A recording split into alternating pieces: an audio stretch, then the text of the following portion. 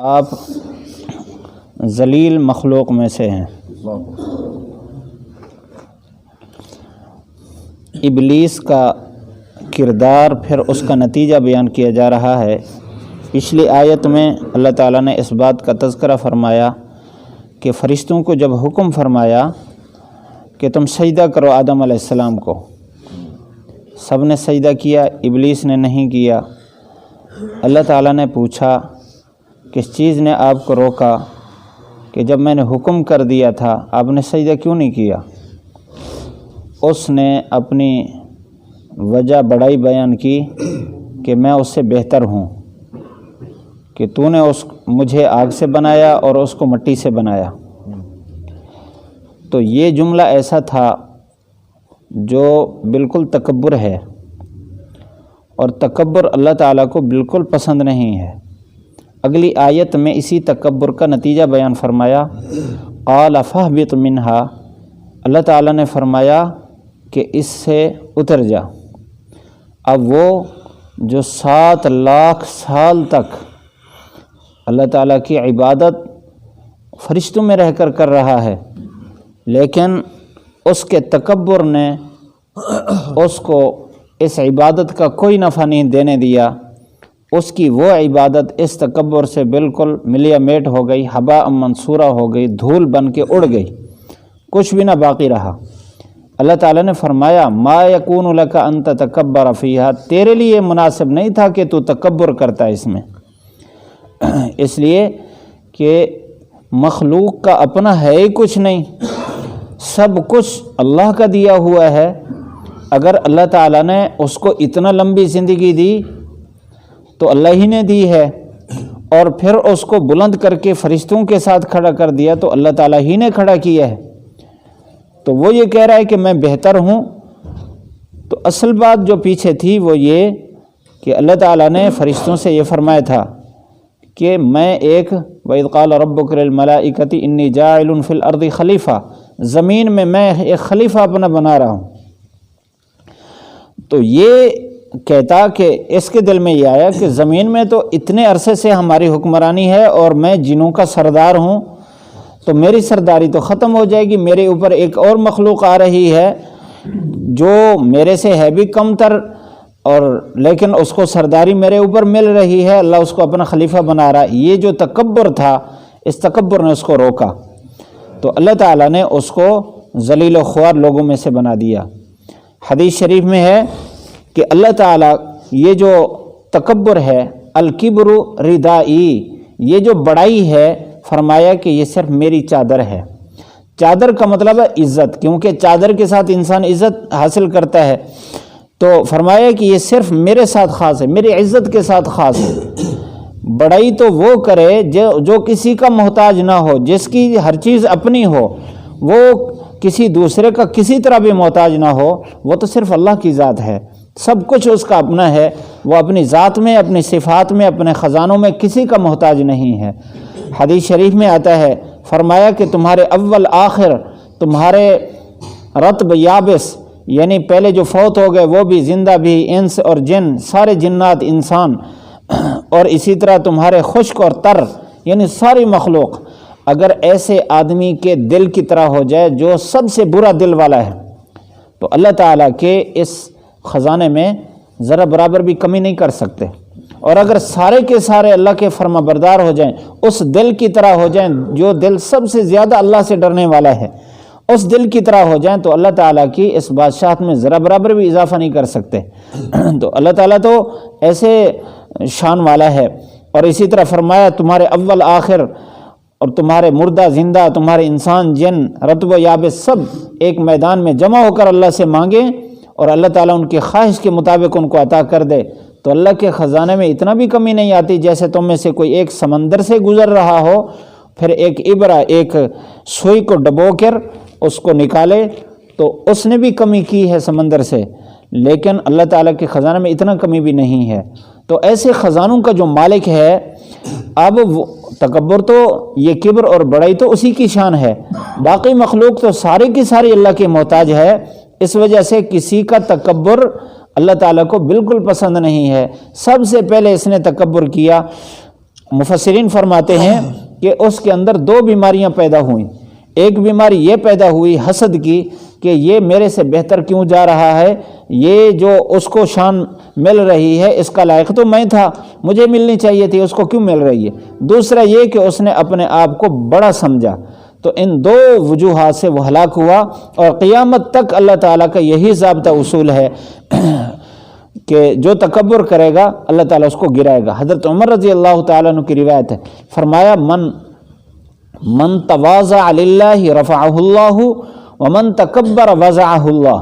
फरमाया जो अल्लाह के लिए तवाज़ु इख्तियार करे अल्लाह उसको बुलंद करता है, और जो तकब्बुर करेगा अल्लाह उसको गिराता है। तो तवाज़ु तकब्बुर के मुकाबले में है जो इंसान की शान है। अल्लाह ताला ने इंसान को बनाया है मट्टी से, और मट्टी में तवाज़ु है, बिछ जाना और अपने आप को अड़ना नहीं है किसी मामले में। अल्लाह के लिए तवाज़ु का मतलब है कि जहाँ अल्लाह खुश हो रहा हो वहाँ अपने आप को मिटा दें, अपनी इज़्ज़त भुला दें, अपना वक़ार भुला दें। जहाँ अल्लाह खुश हो रहा है तो वहाँ अपने आप को बिछा दें। हुजूर सल्लल्लाहु अलैहि वसल्लम की जब सीरत देखी जाती है, आप सारे जहानों के मालिक, वो सारे जहानों से सबसे ज़्यादा शान वाले हैं, सारे मखलूक से अज़मत वाले हैं, लेकिन आप सल्लल्लाहु अलैहि वसल्लम, एक यहूदी आया हदीस शरीफ में है, रात को आप सल्लल्लाहु अलैहि वसल्लम के यहाँ मेहमान हुआ, उसने बिस्तर पर पेशाब कर दिया और भाग गया, वक़्त से पहले निकल गया। हुजूर सल्लल्लाहु अलैहि वसल्लम अपने हाथ से बिस्तर को साफ़ फरमा रहे थे, और इसी तरह मेहमान नवाजी में आप अपने हाथ से बिस्तर बिछाते थे। और ख़िदमत में आगे आगे एक दफ़ा रात को एक मदीना में वहशत हुई, लोग घबरा गए। आप सल्लल्लाहु अलैहि वसल्लम ने हज़रत अबू तलहा रज़ी अल्लाह तआला अन्हु का घोड़ा लिया, जिसको मंदूब कहते थे, इंतहाई कमज़ोर घोड़ा था। आप उस पर सवार हुए बग़ैर जीन के और पूरे मदीने का चक्कर लगा के आए और वापस आए। लोग उस वक्त जमा हो रहे थे। आपने फरमाया मैं सारा चक्कर लगा आया हूँ, कहीं कोई खौफ की बात नहीं है। और अबू तलहा का वो जो घोड़ा था इंतहाई कमज़ोर था, पीछे रह जाता था। आपकी बरकत से वो इतना तेज़ हो गया, आपने फरमाया कि मैंने तो इसको समंदर पाया है। तो उसके बाद किसी काफ़िले में वो पीछे नहीं रहा, वो घोड़ा आगे ही भागता था। तो बहरहाल आप सल्लल्लाहु अलैहि वसल्लम आगे आगे, तो आपने हमारे लिए एक नमूना छोड़ा है। हदीस शरीफ में है, आप सल्लल्लाहु अलैहि वसल्लम ने फरमाया क़यामत के दिन जो लोग तकब्बुर करने वाले हैं उनको अल्लाह ताला चिमटी के वजूद की तरह वजूद देगा, बिल्कुल छोटा। ये उनके लिए ज़िल्लत का बायस होगा, वो अपने आप को खिफत महसूस कर रहे होंगे। लेकिन फिर जब उनके हिसाब किताब शुरू होगा तो फिर उसके बाद अल्लाह ताला उनको फिर वजूद देकर उनसे सवाल जवाब करेगा। जब तक सवाल जवाब शुरू नहीं होगा उस वक़्त तक उनका वही वजूद रहेगा। तो तकब्बुर अल्लाह को बहुत नापसंद है। अल्लाह ताला दुनिया में जलील करता है। अब ये शैतान जलील हुआ तकब्बुर की वजह से, और उसके बाद कौमों में से कौम नूह जलील हुई तकब्बुर की वजह से। सारी कौमें जिन्होंने नबियों का इनकार किया तकब्बुर की वजह से किया है, तो अल्लाह ताला ने सबको जलील व ख्वार किया है। तो हमारे लिए नमूना छोड़ा है। तो अल्लाह ताला ने यहाँ फरमाया फ़ख़्रुज इन्नका मिनस्साग़िरीन, तो भी यहाँ इज़्ज़त वाली जगह से निकल जा, तो बिल्कुल जलील लोगों में से है। तो अल्लाह ताला ने उसको जलील कर दिया। उसके बाद फिर क्या हशर हुआ उसका तो बिल्कुल वाज़ेह है। हमारे लिए इस आयत में यही सबक है कि हम अपने दिल को टटोलें। तकब्बुर किसे कहते हैं? तकब्बुर कहते हैं कि अपने आप को दूसरे से बेहतर समझकर दूसरे को अपने आप से हकीर समझना। किसी सिफत में अल्लाह ताला ने किसी को शान दी है, वो एक ताकतवर है दूसरे ताकतवर नहीं है, एक की नज़र तेज़ है दूसरे की तेज़ नहीं है। इस सूरत में अगर वो उस सिफत की वजह से इजहार करता है लेकिन वो उसको अल्लाह की अता समझ कर करता है, अपना ज़ाती कमाल नहीं समझता, तो ये तकब्बुर नहीं है। और अगर अपना ज़ाती कमाल समझने लग जाए, अल्लाह की अता की तरफ उसकी तवज्जो ना हो, तो फिर ये तकब्बुर है।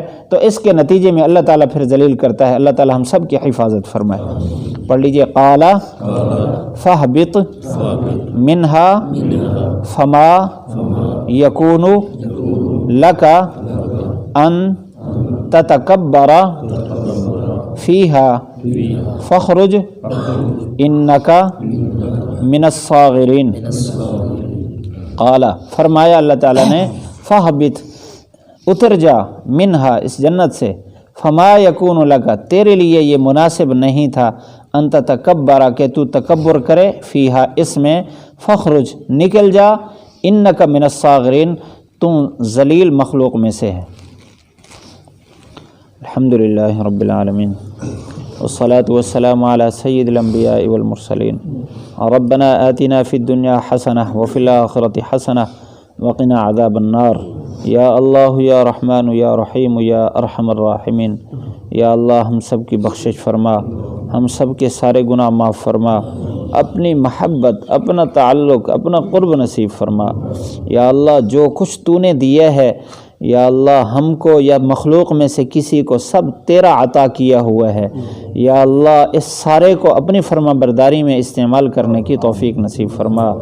ہمیں فخر سے بچا، تکبر سے بچا، ریا سے بچا، ہمیں حسد سے بچا۔ یا اللہ ہمیں ہر قسم کے ایسی صفت سے بچا جو تجھے ناپسند ہے اور تیرے غصے کا ذریعہ ہے۔ یا اللہ ہمیں وہ صفات نصیب فرما جو تجھے پسند ہیں اور جس کے ذریعے سے ہماری نجات ہو جائے۔ یا اللہ ایسی ہمیں صفات نصیب فرما، ہمیں اپنا قرب خاص نصیب فرما۔ جتنے دنیا سے رخصت ہو گئے سب کی بخشش فرما، سب کے درجات بلند فرما۔ یا اللہ ہمارے ملک الطاف صاحب کی والدہ جو فوت ہوئی، یا اللہ ان کے درجات بلند فرما۔ یا اللہ ان کی زندگی بھر کی نیکیاں قبول فرما۔ باقی شہر میں جتنے احباب دنیا سے گئے ہیں یا اللہ سب کے درجات بلند فرما۔ یا اللہ سب کے درجات بلند فرما، کسی کو بھی اپنی پکڑ میں نہ لے، اپنے غصے میں نہ لے۔ یا اللہ سب کے لیے آخرت میں بہتری کے فیصلے فرما، فضل فرما، کرم فرما، رحمت فرما۔ ربنا آتنا، ہم سب کو بھی خاتمہ ایمان پر نصیب فرما، آخرت کی منازل ہمارے لیے آسان فرما۔ ربنا تقبل منا انک انت السمیع العلیم وتب علینا انک انت التواب الرحیم، وصلی اللہ تعالی علی خیر خلقہ محمد وآلہ وصحبہ اجمعین۔